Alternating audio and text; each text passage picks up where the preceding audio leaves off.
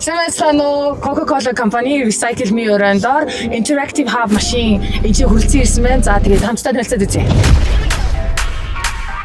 Манай Recycle Me Interactive Hub хамтдаа морос.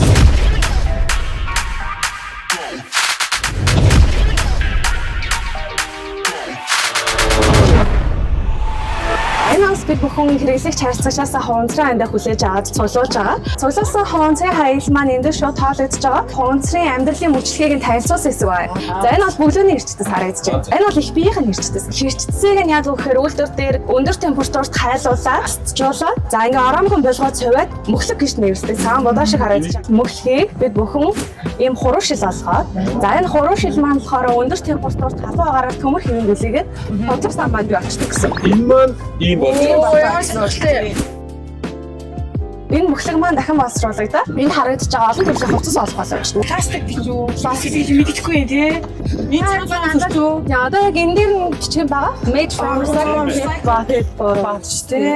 За хуунцар утсаар 3D принтерээр хийж байгаа тоглоомнууд бий болгож байгаа. энэ хийсэн юм байна уу? Жишээ нь одоо энэ бүр хийсэн. Энэ цэцгийн варыг бас 3D принтерээр ингэж хэвлэс павering хийгээд хийсэн гэсэн. Бариад үзээрэй.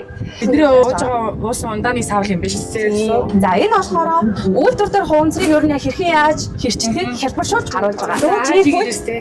Хэрчэж машин маань ажиллаа. Хуунцар маань бол хэрчэгнэ. Оо за. Урдаа. Оо за.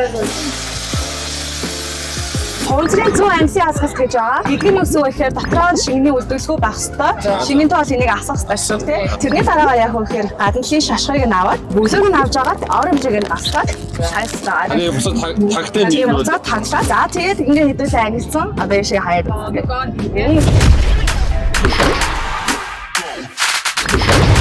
Тимас суучаа энэ сандал ширээ болохоор бүлэг дахин боловсруулж хийсэн. Мөхлийг өнгөнд оруулсан.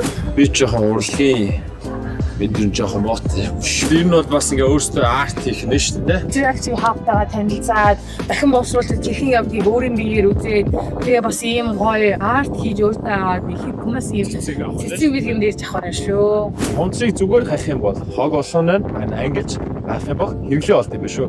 Хонцаа зөв ангилж хайцгаа.